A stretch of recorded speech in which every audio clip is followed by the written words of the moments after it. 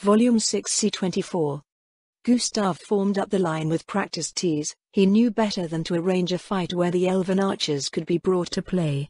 Importing elven slaves was just asking for trouble. We won't make that mistake again. The death toll they'd taken on his scouts was not worse only because the elves were few and scattered over a wide range.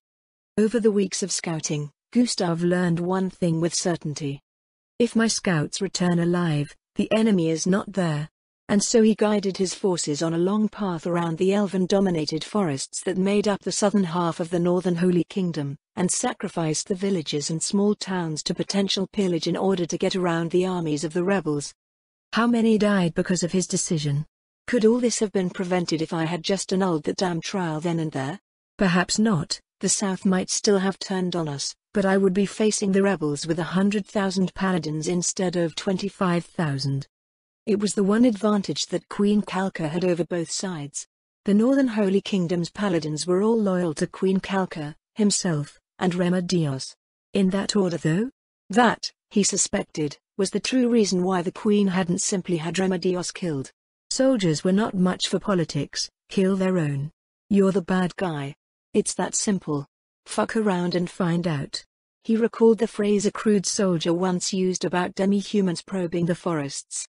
The one conflict in it all, he knew was going to come up hard and fast when the truth came out. When they learned that the Huntress of the Worlds became the Queen of Frost. When they learned the trial was a sham to kill a hero and Remedios was behind it.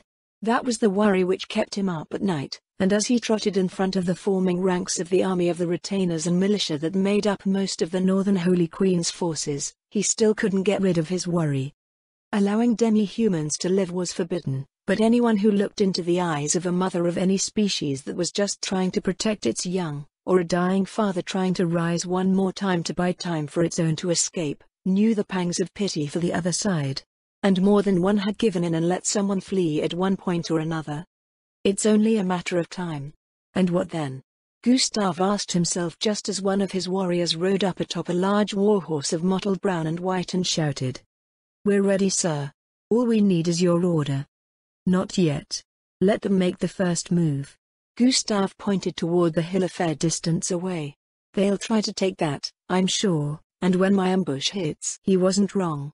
Long sight. He used the martial art from his scouting days and, true to expectation, a cavalry charge was racing for the hill, the southern rebels thinking to seize it before Gustav realized his mistake.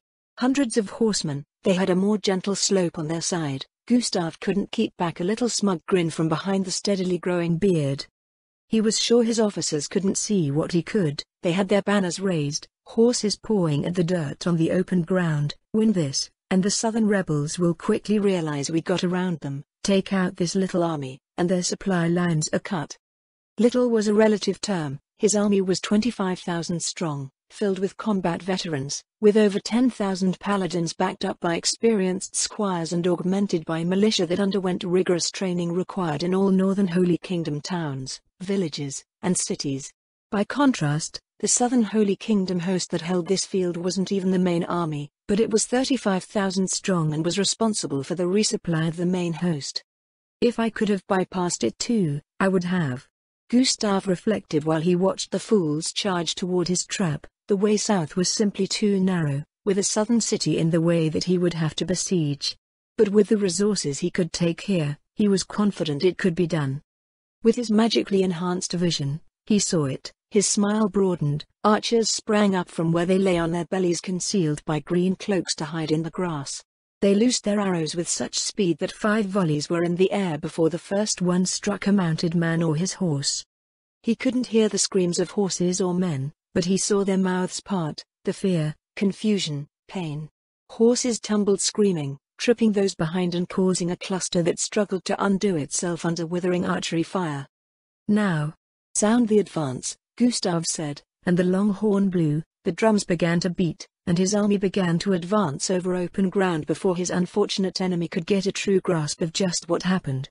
The other side's drums boomed, but the first step forward was hesitant. Their lines were not clean. They held big shields, larger than those typically used in the north, and mostly round, rather than the more standardized teardrop-shaped shields used by the more professional northern forces.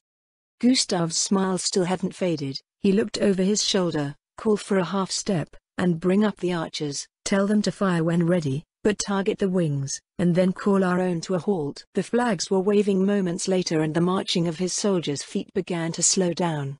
The archers went ahead and, on the surface, it appeared to be madness, like he was offering them up for easy slaughter. But the ambush unsettled the other side, and the remaining cavalry did not take the bait. The halt blew when the first arrows sailed through the air. The whistling, screaming noise of the arrows was replaced by the screaming of the first men of the south to fall down. By the third volley, it was happening. Soldiers of the Southern Army began to push themselves against their own line, each man trying to get behind the shield of the man next to him. The lines began to bunch up in the front ranks. "Stretch out our line, spread the mounted paladins out." Gustav barked his order and only watched for a moment as the horsemen obeyed the signal flags and went from clusters of 20 or 30 deep, to being only 2, giving the appearance of a much larger force to the oncoming ranks of the south. The arrows continued to fall, the screaming was now audible, and the march of the south was slowing down. Whoever functioned as the commander must have been giving orders of their own, because they brought their archers forward into range and began to target those of the north. "It won't do much good, with the archers spread out, we're aiming at clusters, there." "Not so much." And true to form, most of the arrows landed in between the spaces made by his soldiers. "Next up will be magic, let the casters duke it out as they see fit, we only need to bide time," he told himself as he watched the infantry continue to cluster at the front. The big round shield's promise of safety proved so tempting that the officers who moved back and forth to give orders had only the most limited success in stretching the line out again. The first fireball arced over the lines from the south. It had very little chance of hitting anything, and it didn't. More for morale than anything, to show their fighting. Gustav realized. He didn't know much about magic, but he knew it cost mana, and that would take time to replenish. Nothing short of certain types of undead could cast fireballs indefinitely. His own mounted mages trotted out on the wings and waited. Now. Gustav drew out his sword, and a flag wave brought the archers to quickly fall back between the spaces of his heavy infantry. His sword came down, and the cavalry began to charge. Heavy-armored paladins were demons in the battlefield. Their heavy horses could trample a dozen men before they would lose momentum. Their lances could easily kill 2 or 3 before snapping if they were lucky, and the men themselves wore over 70 pounds of metal over their bodies, faceless behind their helmets. They were not going to fall with ease to anything less than a monster. With the front line clumped up, the heavy paladins had an easy time of getting around the confined lines, and the last desperate counter-attack of other mounted men from the south was smashed like a glass window hit by a rock. The lighter cavalry of the south tore like wet paper under a knife, the smaller horses unable to present a true obstacle. Those who survived the clash and who did not fall in a tangle of broken bodies and blood, wheeled their horses away and ran. And not back to their own lines. The horn blew again, and the heavy infantry began a faster advance. The magic casters went with them. Fireballs began to arc back and forth between the two hosts. Gustav's bodyguards sounded his own horn, and the elites, most of whom like himself had at least one piece of magical equipment, headed for the center. With the southern lines clustered up and wavering, fireballs consuming men and horses, and arrows striking pain, death, or fear into those who had never tasted battle before, the conclusion was decided before Gustav's lance could find a target. The teardrop-shaped shields of the heavy infantry proved maneuverable, lighter-weight, and effectively blocked most blows. The bigger, heavier round shields were useful in formation, but in inexperienced hands they got in the way of their own wielder, obscuring their vision and leaving the lower body vulnerable, while also being heavier and more tiring even to lift. Screams and blood both filled the air as swords went up and down, maces spattered grey brain matter over green grass, and the noise of dying voices calling out for divine aid covered the noise of any orders or will. Set on their heels and lacking the same experience, discipline, or equipment, the Southern Army began to fall apart. Gustav could not see the first men run, but those who felt the pulse of battle as surely as they felt the sweat on their brow and running down the crack of their ass, knew exactly what was happening. Gustav's sword pierced the throat of a young man holding a bright steel sword. It didn't even have blood on it. The moment slowed as if it was by the way his battle senses guided him. He saw the blade in fine detail as if he'd made it himself. No nicks, no scratches, fresh, clean, new, unstained. And it fell from nerveless fingers to land point down in the dirt beside the body of the battle virgin Gustav had just pierced. The young man looked up at the sky, his mouth not even moving in a prayer, his dying thoughts a silent wondering about how this could happen to him. The look was familiar enough to all veterans. Every young man sees himself as the hero of the story, not one of the countless dead whose bodies pave the road that heroes walk over. It's always a surprise. It was an afterthought, meaningless and empty now, and the current head of the Paladin Order simply pressed on, taking the battle virginity of countless figures whose bright blades would never be sheathed or drawn by their owners again. Until he stopped. The last holdouts began to break and run, the thunderous noise of metal armor and thud of heavy shields being thrown away, the calls to flee replaced all enthusiasm for a fight, and just like that, the fighting was over, all but the cleanup. If we can conscript more into our ranks, fine. The ones we can't, maybe hostages, maybe bodies, we'll see. But this is a fine opening blow to those treasonous bastards. Gustav thought, taking a cast-off banner of the south, he wiped his sword and face clean of mud, blood, and sweat, and savored the cheers of victory that followed, which drowned out the cries of the wounded and the dying as if they were not there at all. Volume 6 C25. Remedios stared down at the demi-human, a Spriggan scout. It towered over the tallest humans, its limbs flailing about. 2 or 3 grown common men were struggling to hold it in place. Their heels dug into the dirt, and still it dragged them as it pulled its arms against the ropes. Stupid. They should have used metal chains, they shouldn't have dropped their guard when the light left its eye sockets. They fell for the trick, but won't fall for it twice. She held the torch down from where she sat on her horse, and jammed it against the Spriggan's face. It howled like a banshee as fire caught, and fell back, staggering until it landed on its back. It beat against its face with its hands, only to spread the flames. The humans who held it in place leapt backward with cries of alarm. Help! Put it out! Put it out! Please put it out! The Spriggan screamed and rolled as it tried to beat out the fires, only spreading them instead. The being of wood and magic, once vigorous and aggressive, was now a pitiable thing struggling for 1 second free of pain. A soldier from nearby was bearing a bucket of water, brought from the fire pit where his meal was cooking. He was youthful, strong, and Remedios furrowed her brow. Stupid too. It'll just fight again. Let it burn more. She thought and held out her hand. Stop. Let it burn a little more first. The soldier looked at her with dismay, mouth agog, while the Spriggan screamed, Mercy. Please have mercy. It howled the drawn-out plea as it pounded the licking orange burning tendrils with its leafy hands. Half its face was gone and its brown limbs charred before Remedios lowered her hand. Now. The soldier had a cold sweat on his face that caught the fading light of the sun and made him almost reflect the light of the dying day. He rushed the last few steps forward and tilted the wooden bucket over the fallen Spriggan captive. The water splashed down over it like a tiny waterfall, and the Spriggan ceased to struggle as the last fires on its body were doused away. Remedios cantered her horse over to where it lay, panting and moaning in pain. As demi-human races went, Remedios knew that Spriggans were not the most malicious, nor were they common. But they blended in well with forests, had abundant natural magic, and as such made excellent scouts and could easily sabotage roads or other passages between settled places. Catching this one was only possible because her paladins were exceptional. She dropped the torch and held the holy sword over the prone creature. You will tell us what we want to know. The Spriggan huffed and puffed, but said nothing as the humans flipped it over. When they bound it, the creature spoke. Others. It said, we need firewood. You will talk, or join them.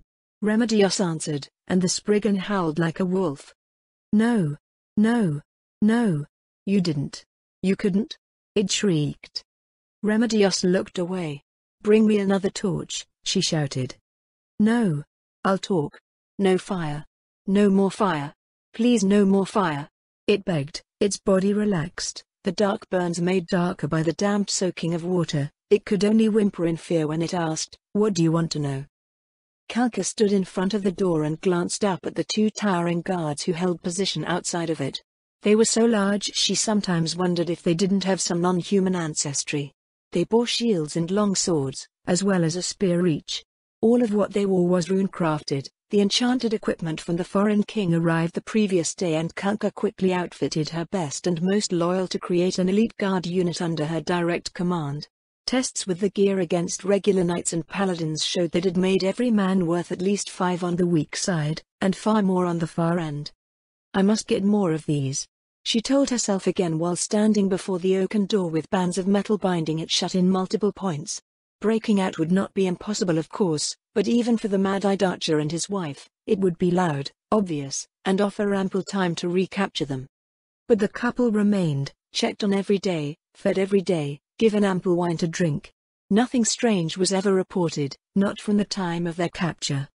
"Let me in," Kalka said after holding her breath for just a moment. The guards did not question her, rather they took position, one ready while the other worked the door. He then entered alone, the noise of voices, rattling chains, nothing Kalka could quite make out, though she knew what was happening. The guard returned a minute or two later and swung the door wide from within. The quarters were luxurious, if not massive. A small window let natural light in. A good meal of hearty steak sat half-finished on the table along with bowls of thick stew, a half-finished bottle of good wine sitting between the couple. Were it not for the fact that they were seated and chained to their chairs so that they could barely move, it might have looked luxurious. The hair of both Pavel and his wife had lost its color. They had, despite Kalka's best efforts, seemingly aged 20 years in mere months since their daughter's near execution and return. Neither the mad-eyed archer nor his wife met the eyes of the queen. "Leave us," Kalka said to her guards. The door shut and they were alone mere seconds later, and the queen sat down. "Do you want news of your daughter?" the queen asked.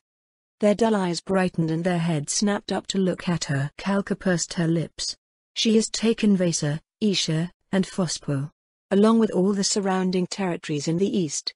Do you want to know how many humans have died since she took the wall?" The eyes of Naya's parents welled up, their fists clenched where they sat. Queen Kalka clenched her own fists in turn. "Your daughter's invasion has killed over 20,000 people. Not to mention there are countless prisoners. Her army is marching on Kalinsha now. If she takes Kalinsha..." She bit her lip. "It has one of the largest populations in the eastern part of the Holy Kingdom." "What do you want from us?" Pavel hissed. "Do you think we can talk her down? Are you just trying to torture us more? This is our country too." His wife glared at the queen. "We didn't ask for this. Tell me something. Anything I can use to defeat her." Kalka leaned forward and rested her hands on Pavel's knees. "I'm just trying to save lives." She did not understand right away when Pavel laughed. "My daughter. She's not human anymore. By your laws, our laws. That means she's not a person anymore. Anything you do to her is not only lawful, but the more brutal it is, the more justified it is." I don't understand your point," Kalka said. His wife's steady glare was broken. "Let me tell you a story. My greatest shame." The queen sat back and held herself ramrod straight to listen. "Many years ago, when our daughter was a child, she told a boy she liked him. He called her a monster and ran away. According to most of the boys, my daughter was ugly and evil-looking. Because she looked like him. She tilted her head toward her husband. On a man, that face is fearsome, bold, powerful. On a girl? She might as well be deformed. After struggling to be liked and accepted by the others, she came to me and said how frustrated she was, and she was mad at her father for her looks. So, the mother of the Queen of Frost swallowed, her body trembled a little and she looked down at her chained hands. I beat her. I dragged her to the door, and I beat her raw. I beat her where everybody could see her, until she could barely move. I love my husband. And I couldn't bear what she had to say. I didn't even try to understand her frustration, what she was going through. I was single-minded, and do you know what that got me for all my efforts, Majesty? Kalka's eyes widened. Her own pride in her beauty was such that the struggles of the huntress of the wilds cut her to her core. She shook her head. She never made a sound after the first cry of surprise. Not one. Not when I slapped her face, not when I picked up that damn stick and bruised her from her behind to the bottom of her calves. She just took it and wouldn't look at me. I think that's why I beat her harder. I wanted her to say something, to scream, to cry, some response to show she understood. She seemed so strong that I hit her worse than I would have if she'd just cried right away. Pavel's wife began to weep a little bit. but after gulping several times, she went on. She didn't speak to me again for days, maybe weeks, it's hard to say. She never talked about it again, she never said that about my husband, her father again. But a part of her, I killed, and something else was born. She never complained about anyone tormenting her, she never asked for my help, or anyone else's, she never told another boy or girl she liked them. I failed her. But from that failure, came something else. Something unbreakable. A note of pride touched the voice of the mother of the Queen of Frost. She threw herself into her training, so much so that even though she was still barely a child, with just a little help from my husband, she earned the right to try for a place in the Paladin Order. That unbreakable thing was her stubborn will. She would never, ever quit when she was sure she was right. I made her silent, but she made me pay for it too. She didn't call me mother again until she was due to go to trial.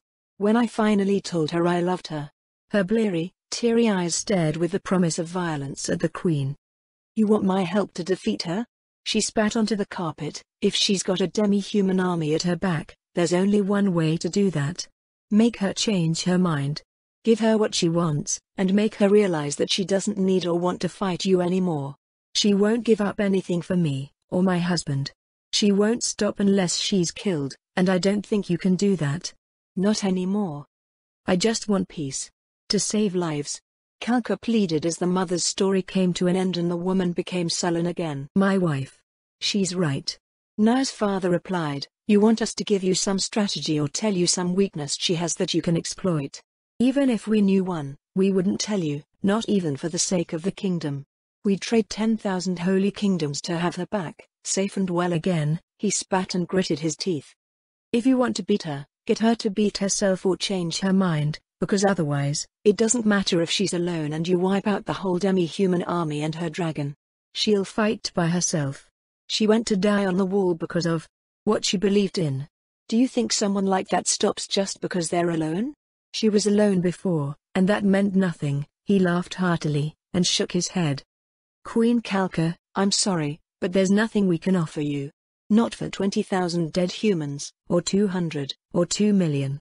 But even when she was a relatively weak human, she was an immovable object. Unless you've got an unstoppable force, you will break. Pavel went quiet again, and stared at her for so long that Kalka was compelled to look away. She did not tell them thanks, nor think to ask, as she intended, about their treatment. Their words were like ice around her heart, and, like ice, it hardened her resolve regarding the coming visit of the Allfather of Nazarick. More than anything else, she was resolute. I will have my unstoppable force. No matter what. Volume 6 C26. Ein's arrival in Hobens drew instant attention. The ink-black carriage with its magnificent red and golden trim pulled by massive Sleipnirs, and the dual lines of soldiers on horseback ahead and behind in gleaming bright armor taken from Nazarick's own treasury were quick to draw the eye. As an added measure, he doubled his escort to include soldiers in rune-crafted gear, making the spectacle diverse to the point of being awe-inspiring. His banners flapped in a breeze that wasn't there, enchanted so that they would always wave. It was pure indulgence. But it had an effect as the carriage rolled through the streets. The soldiers of the city looked down at their own armor, steel for the most part, and touched it as if it just occurred to them that their pride in their equipment was misplaced. It wasn't until, at every block, the herald announced that the Allfather of the Kingdom of Nazarick had come to throw back the threats to their lives that the cheers began in earnest. Einz looked outside the window of his carriage, extending his powerful, thick arm to wave to the population. His escort for this mission was made up totally of humans. Going in with undead would have been more impactful, but probably counterproductive for now. To make the world that my children can thrive in safety, I must ease everyone forward. Cheers became more genuine and more frequent as word spread faster than the carriage rolled, and though the guards of the city did their part in keeping the roadway clear for his procession, it was really the people that Einz was interested in. They were rather dirty, most of them, but they were adequately fed if not overly so, but their numbers were lower than he expected given what he knew of the population. I did specify that casualties should be kept down. But then again, even albedo can't control everything. Humans have an abiding love for killing each other. He recalled the brutality of his world and it only compounded his resolve. I will do whatever it takes. My children will live freely one day. His nerves still got to him as the distant castle loomed. It towered over Nazarick in size, at least above ground, though he doubted it was much larger given how much of Nazarick was below. The great spires of the castle rose to spear-like points that seemed to stab the sky. Even with magic to account for some of the work, Ainz couldn't help but be impressed. His mouth made a little O as it loomed ever larger on the long road within. He couldn't help but think, if I were undead still, I doubt I would care much for this. I don't miss that emotional dampener, not even a little bit. Even for the difficult things. When Demiurge works out how best to resolve this little problem, I will have to specify just what needs to change and what needs to stay the same. Finally he reached the long straight stretch that would carry him into the inner courtyard of the castle. The last bought colors ground its way up with a steady clinking noise even he could barely make out, and then he was within. The carriage came to a stop and his servants, acting by rote as if they'd done it for a lifetime, moved to open the door and allow him out. They were boys of lesser nobility, tokens of Riestais whose families were looking for a chance at settling some of his vast unclaimed lands. In this they demonstrated their superior knowledge to the Wolf Queen and Wolf King of Carney, who hadn't thought of such methods of diplomacy until it was done. Still, they were quick to respond by offering to contribute to the build-up from their massive forest harvests. Between the two human nations there would be years of work and profit ahead. But these were Riestais noble youths, most under the age of 15, but still gifted in poise and prepared to represent their houses well. Their short hair was cut off at the ears and their clothes embroidered with thick padding at the shoulders to create a mild bulge which made the bright red and black dyed fabric pop more to the eye. They wore white leggings to protect their skin from dirt, and short brown leather shoes with brass buckles, all polished to a shine. Ainz gave them a polite nod as he descended from the carriage, and the boys blushed bright red, their faces beamed with bright smiles even while they bowed to their master. From atop the steps, Kellett and her escort gasped as they watched him look at his servants while he spoke to them. They were hasty thereafter, and he began to make his way toward the red carpet that was rolled from the center steps all the way to stop just in front of his feet. He speaks to them, looks at them, nods to them. Kellett observed his curiously familiar behavior toward his servants, and her head began to race. The human king of Nazarick was a truly towering man, head and shoulders above herself, and though he wore the robes of a caster, and carried a golden staff in hand which even from where she stood, she realized was worth more than a king's ransom, that all felt like it was merely surface adornment. He drew the eyes by presence, and they could not let go. Her breath began to quicken as he came closer, his steps were slow, measured, every inch a king, which set his earlier behavior toward his servants even more at odds than before in her mind. When he put a single foot on the base step leading up toward the wide-open double doors, she shouted, "His Majesty, All-Father of the Kingdom of Nazarick, we bid you welcome." On either side of the steps stood a row of servants in bright blue and white garments holding long brass horns. They put their lips to the small ends and blew, trumpeting his arrival to alert the whole of the palace within to the coming of the foreign king. Kellett gave a deep bow to the lord, in part out of respect, but in part because the moment she looked at his face, my God, she'd thought, it's like being in the presence of a deity who has come for tea. She swallowed when bent forward, his chiseled jaw and bright, sparkling eyes seemed to look into her very soul. "Thank you for the welcome, Kellett Custodio, isn't it?" he said, and Kellett struggled to get her breathing under control. "Why yes, my lord," she said as she slowly straightened up and pushed her freely tumbling brown hair back behind her again. Please, let me take you to my queen and tell me of your journey." She spun on her heel and led the king through the hall. "Please pay no worry to your servants," she said when she saw him glance over his shoulder. "The people I left behind will see to their comfort." He nodded once and kept quiet. "Don't say something stupid. You prepared for this, Ainz. You studied protocol from Draudillan, dignity and reserve. Just don't forget that." A man of few words. Truly as a king should be. Kellett's already high estimation of the man went up even further, and yet he has the common touch. His servants appear to be eager to attend him, not merely going through their duties by fear or by rote. "The journey," Ainz said, cutting off her thoughts, "was uneventful, thanks to the demi-human trouble we took a circuitous route. I admit I was somewhat disappointed. I have heard a great deal from your people about the Queen of Frost. Is it true she was once a human?" Kellett pursed her lips as shame welled up in her soul. It is, Your Majesty. But I would, if it is acceptable to you, prefer to leave those questions for my queen to answer. The story is a long one, and I will not lie to you, it is not our proudest tale. I see, Ayn said, I have asked something insensitive in a difficult time. I trust that bowing my head is apology enough. He then did exactly that. Kellett looked at him and blushed a deep shade of red. Your Majesty. I'm merely an advisor to the Queen. I shouldn't be bowed to by a king. Panic rushed through Ain's when he realized the misstep. His heart and pulse raced, but so did his mind as he sought to cover for his error in protocol. We are alone, and a king has wounded your heart. What kind of king does not apologize for that? It was a nonsense phrase, really, but the effect on Kellett was immediate. She stopped walking, turned, and bowed to him once more. You are everything I hoped a king might be. My fears are greatly eased by knowing you even this much, my lord, Kellett said with a sudden appearance of tears in her eyes. Lady Custodio? Ain's whispered as if someone might overhear. I love my queen. I have always loved my queen, Kellett said. It was almost a whimper. Why am I saying this? I barely know him. I shouldn't. But the words tumbled out anyway. Her dreams, her ideals. I gave up everything I believed in to help her, because I believed in her most of all. Did things I shouldn't have done, and some of my mistakes have hurt her badly. But more than happiness for my kingdom, I want happiness for my queen.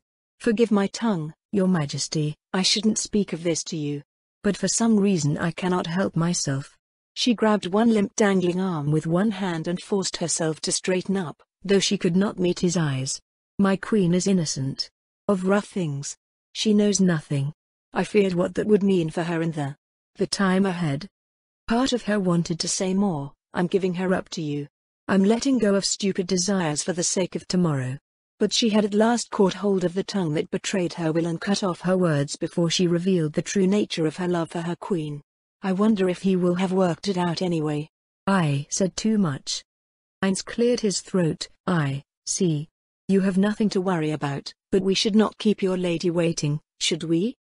Oh, of course, Kellett exclaimed with such dismay that she practically jumped out of her skin when she jerked herself around to put the king at her back again as she led him toward the throne room. When they reached the throne room, Ain's was unsurprised by what he found. The layout for most throne rooms seemed to be more or less the same as he observed in other kingdoms.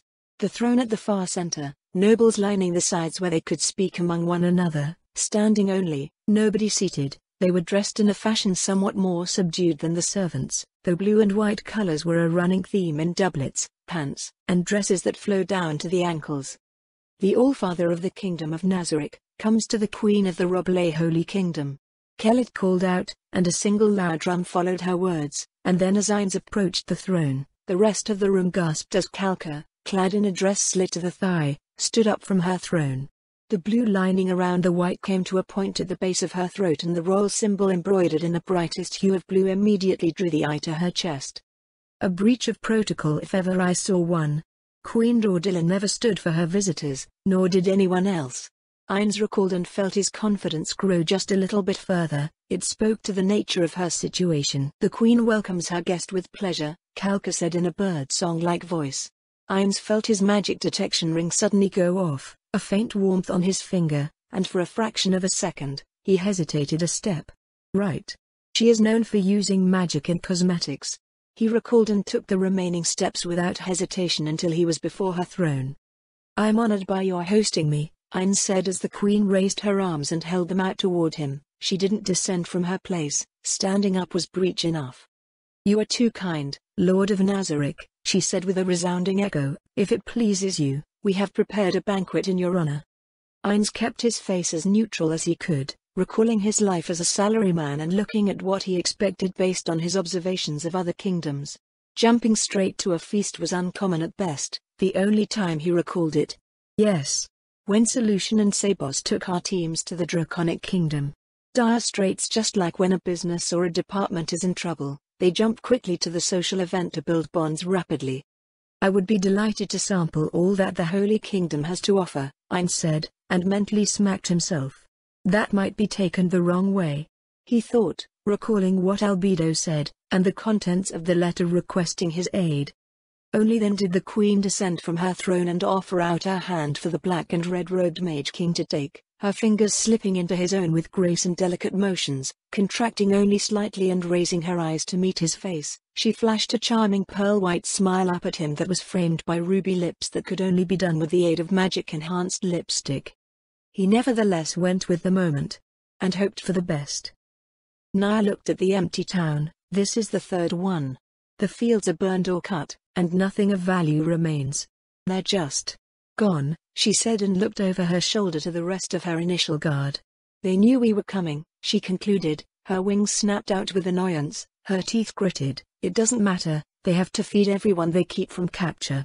And there's only one place they can go. Kalinsha, Vijay said as he came closer. Nia nodded. Exactly. That city can hold everybody, but I don't believe their scouts caught us. Have any of our scouts not returned?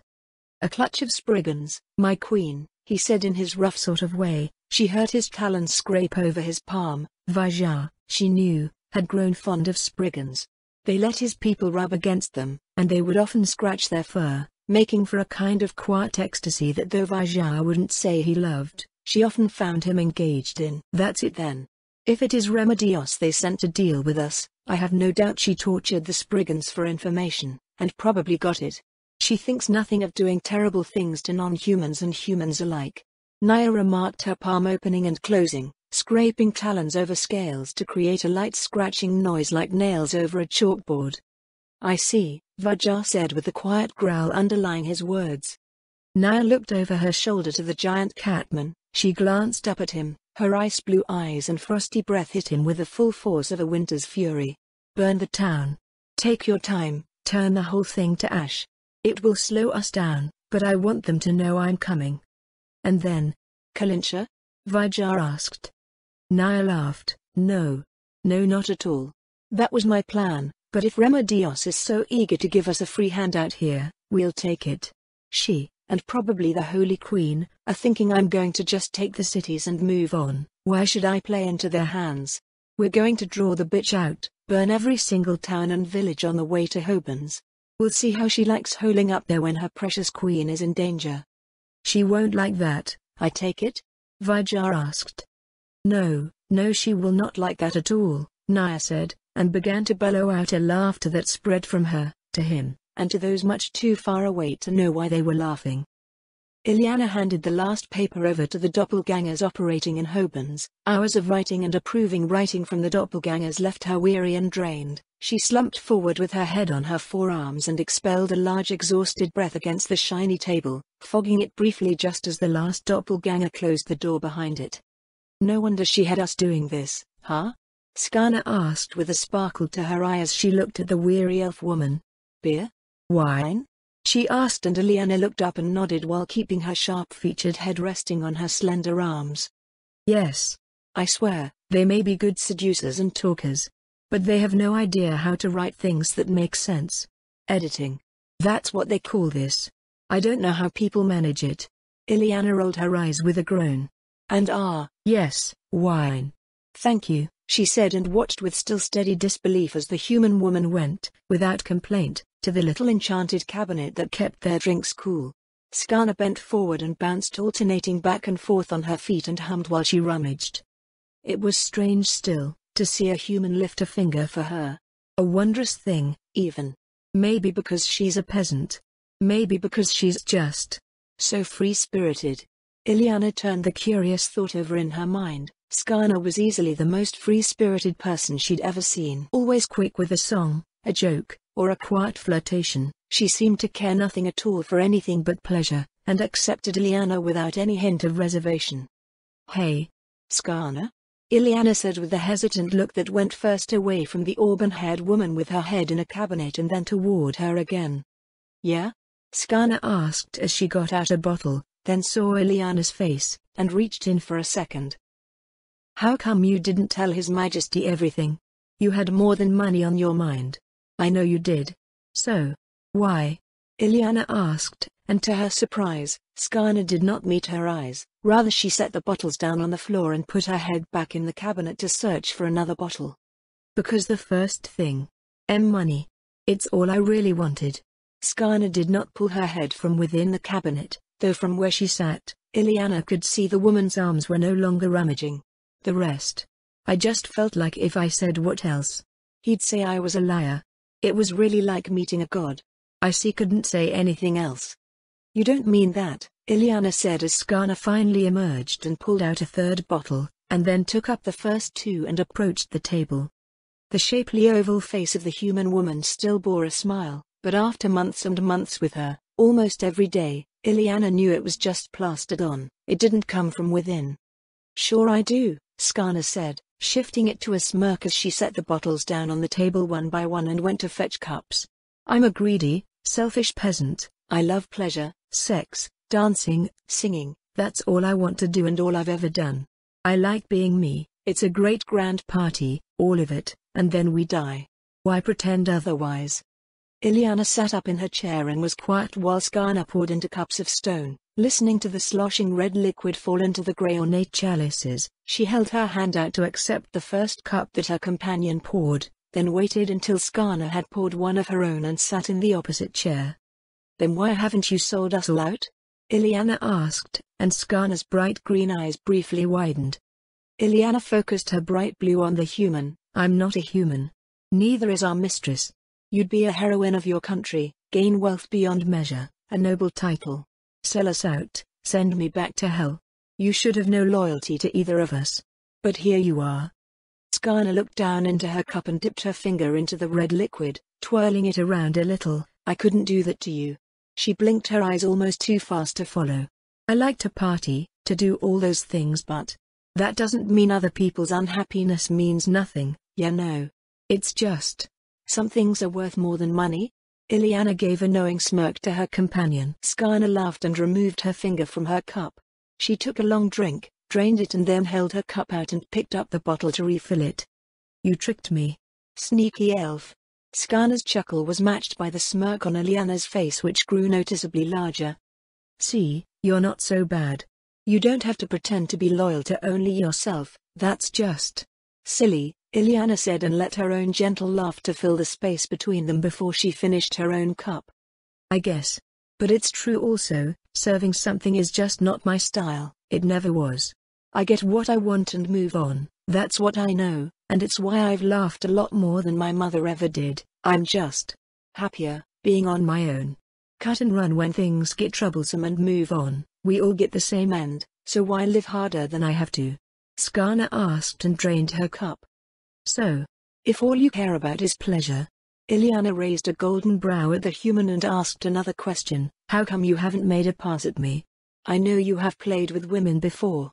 Skarna did not blush, instead her face became very grave, her smile and laughter were gone and her eyes actually shut, if not tightly. A heavy breath came out and her hands shook a little. Because my race is why you ended up where we found you. I admit, you're beautiful. I like you. But nothing I could do with you would ever make me other than just like the ones who made you live in a nightmare. Even I've got standards. Ileana took that in and looked down into her cup. Are you telling me you actually feel guilty? Little bit. Skarna answered in a clipped sort of way, spitting out her words. I can't really tell what's fun for you and what's going to make you cry. And I don't want to make you cry. You're too pretty for that, you get me? Ileana nodded a little, layers upon layers, with you, Skarna. Layers upon layers. The elf reached over and tousled the auburn-haired woman's soft strands, then sat back and held out her glass. Top me off, would you? Skarna's eyes went very tight for a moment, before the touch on her head passed, and she nodded to her companion before reaching for the bottle again to tilt it out over the waiting cup of stone. Volume 6 C27. Remedios' frown sat on her face in the command building as if it were part of the architecture itself. She hadn't smiled since burning the last Spriggan scout. At least those demi-humans make good firewood. She glanced at the crackling fire. The head was still burning, the eyes were empty, but the sparks of the fire burning within, the little tongues of fire that made their way out of the eye sockets, gave the impression of life where there was none. She felt a warmth in her spirit that had nothing to do with the flames themselves when she glanced at the burning kindling which had once been a living Spriggan. But the reports she was looking at in the highest tower in Kalintia, those vexed her. Why isn't she attacking? She needs this city. I have a ballista ready to deal with her dragon. I've got supplies enough for a year-long siege. But why isn't she here? Remedios stood up from her desk with such force that her chair toppled back and slammed to the floor, her hands tense on the surface of her desk. She went to the larger map on the wall. The glowstones cast white light about the room. She folded her hands behind her back and stared at it, placing another crisscross set of lines on the map where the next plumes of smoke rose up. Another village. She's burned 30 of them this week, and a dozen towns. But the casualties are very low. What is she doing? Remedios asked herself, and struggled for an answer just beyond her reach. She thought back to the moment on the wall, shoving her sword into the guts of the treasonous bitch. I should have done what she wanted. If she'd gotten a quick death, this wouldn't be a problem now. But she deserved a slow end. That's the whole point of that kind of death. An example to others about treason. Remedios exclaimed inside her own mind, and her mailed fist shot out and struck the stone. Her fist pierced the rock and sank halfway to the forearm, scattering stone chips and chunks around her. Damn it, Remedios hissed, I need to know what she's doing. We've fortified the cities, but if she keeps burning towns and villages, then that will crush morale. I need a win, even if it's a small one we can magnify. She blinked, the words were so obvious. I need something to rally people. I don't even have to win, I just have to do something. She reached for the bell and rang it several times, calling in one of her aides. He entered, his face drawn and thick with worry, his beard less well-kept than she would have liked. He snapped a salute of fist over heart, without the pre-war crispness she preferred. Gather a battalion, we're going to launch an attack, Remedios said, and he immediately stiffened up. Ma'am. He barked his enthusiastic reply. Nothing large, but we need to put these animals to the test. Remedios replied, now go, make sure they're ready to go by morning. Ma'am, he said again, and departed, leaving Remedios with a smile on her face despite the sight of another distant plume of smoke rising far, far away to kiss the distant sky. Ainz did his best to move with the music of the Holy Kingdom, his hand held on Kalka's waist as the woman moved to the sound of the music. Following his lead, she kept her eyes fixed up on his. Thank goodness I was lucky enough to watch a ball in the Draconic Kingdom. If I hadn't seen that, I might have learned nothing. But still, am I doing this right? Ainz wondered. Queen Kalka seemed to sense his uncertainty as he darted his eyes to look at others as they moved to the noise of the fife and the stringed instruments. You're doing fine, All-Father Ainz, Kalka whispered to him. You were not expected to know our dances.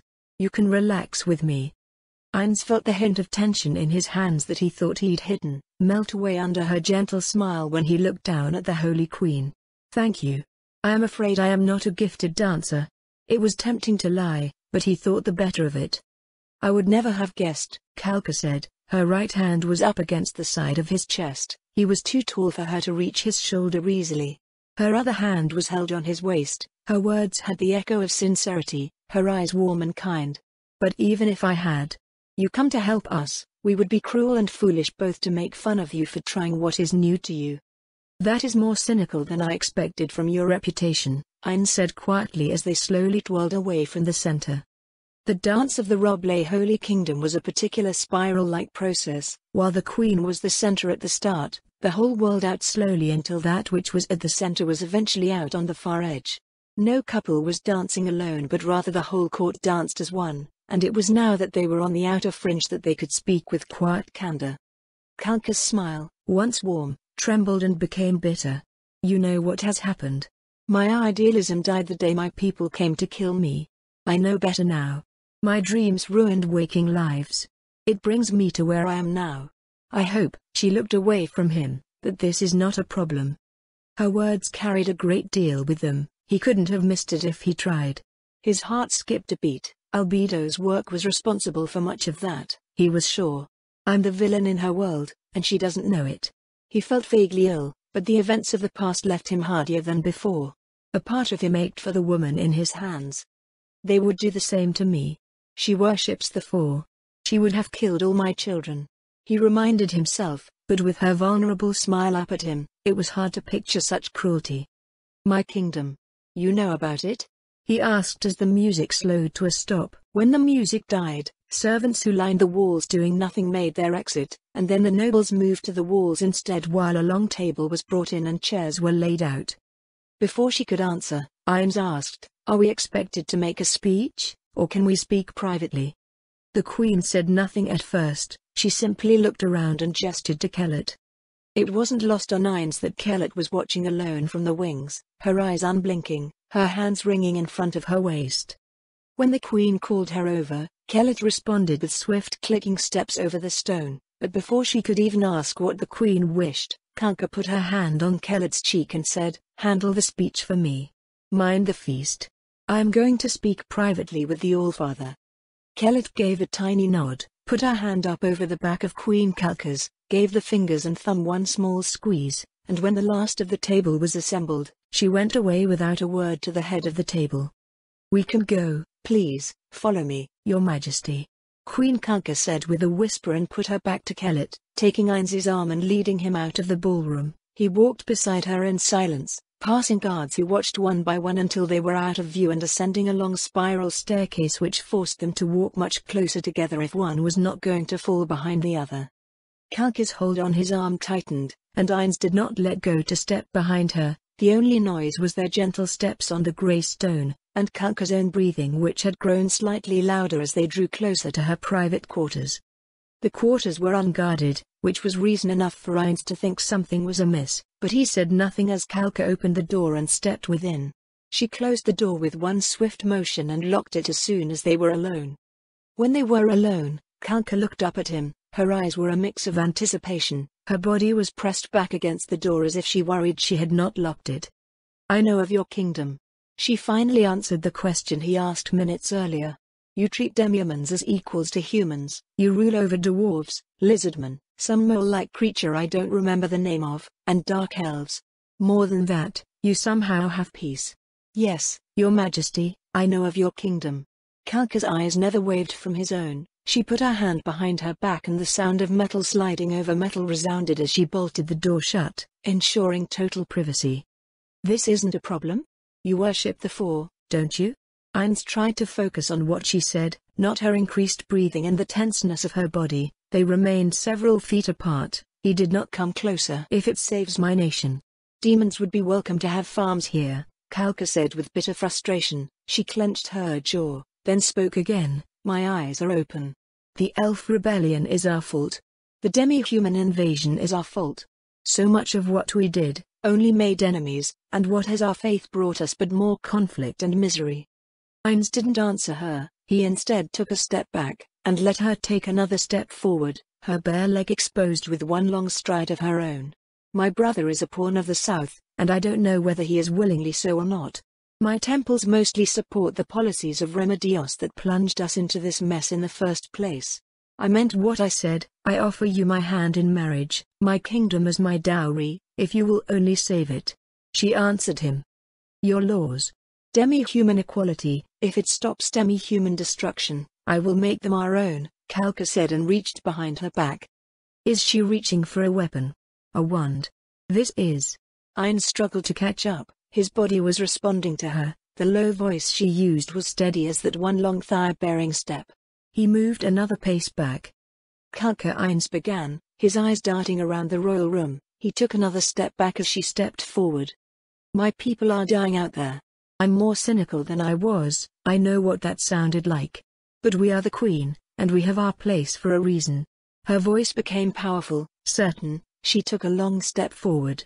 "The Ba'ahos, the mother and father of the Queen of Frost, refused to tell me their daughter's weakness, if she has any. But they told me how to defeat her anyway, even if they meant it as a mockery." The Queen's strides picked up the pace and Ines's heart thudded in his chest. Her hands continued to move behind her back. "My kingdom needs a new direction, a new way of doing things, a new future, or we have none. Your gifts, your presence, show me what that is." Queen Kalka exclaimed as Ines fell back on her bed to land on the thick, broad mattress with its bright shining fur blankets. What Kalka was doing was evident a moment later. Her dress fell away, exposing her naked flesh beneath. She stood there, naked as the day of her birth, exposed to his eyes as Ines sat up. She made no move to touch him, nor did she make any attempt at hiding any inch of her body from his eyes. She let him look, Her breasts lacked the abundance of a succubus, but her skin was pale as cream but for the little pink nipples that rested at the peak of her bosom. Her form was as shapely as a violin, curving in a gentle slope at the hips. Her sex glistened a little in the light that came through the window as she anticipated what she brought him to her bedchamber for. He sat up straight, nor was his back the only thing to straighten upright. He was briefly at a loss, his mouth went dry, his lips moved, her eyes looked away. Does my body not please you? Am I not to your liking? Kalka asked, her mind waged a silent war with her hands. They moved to conceal herself from him, and she forced them back away, leaving them to tremble at a stalemate with an unspoken insecurity. Is it that your lordship is like me? Kalka asked. A tiny and reticent voice came out where a powerful one had been before. I know, Ein stammered and half shouted, that is. You are beautiful. But, what do you mean like you? The question at least would buy him time, and he mentally suppressed a sigh of relief. Meaning you prefer your own sex. Kalka explained, and that brought a blush to her face, though she did nothing to cover up. No, she said a moment later when she saw his arousal poking against the fabric of his dark robes, that isn't it. You are one of those sorts? Ainz asked. In his exploration of the New World, little was written on the subject except for one thing: the strong are expected to produce children, and so too are royalty, meaning. Oh. He realized. I see that my lord understands. Kalka's voice became a little more confident, a little smirk on her face as some of the previous insecurity fled with the obvious rise of his manhood. Kellet. Ainz guessed. Kalka approached and put a hand on his robed shoulder. Seated as he was, their height was nearly equal. Yes. But nothing ever happened. Nothing could. She is my servant, and her family is from peasant stock, so no matter how high she rises, a servant is all she could ever be. As long as I rule, that is how it is, and my brother, no. Nobody else in this kingdom, is fit to rule. Even when I was a fool, a naive fool. It was because I wanted what was best for all. That is still true. If I leave the throne to anyone else, they will do only what is best for a few. So, I am trapped. We are the queen, and so we must be until we die. Her use of the royal we, he picked up, was her formal expression of office. Not just one person, but all persons.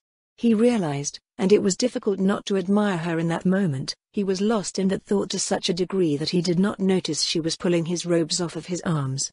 It set them on a common ground that Ainz had not considered. If my lord is not of that view, then. Kalka brought her face close to his ear so that her cheek was pressed against his own as the falling robe bared his torso. We have a bargain to seal between nations, as only kings and queens can do. Lie with me. Lie with me and make us one, she said in a dusky, throaty voice, then brought her face back, and before he could say anything more as he opened his mouth, she pressed her lips to his, capturing them in a kiss. I don't know, but while 1,000 thoughts began and died in a second, and 10,000 thoughts died in 2, her hands moved over his body, tearing his robe away. The throbbing of his body and its hungers left him gasping when the kiss broke. She was pressing him down toward the bed, and for an instant all other worries and fears melted away to nothing as the warmth of her skin and her breath began to mingle with his own, with her body's intimate touch. Shut up, Ainz. He told himself, and did his best to remember what lessons he learned from Albedo, in order to seal this bargain well.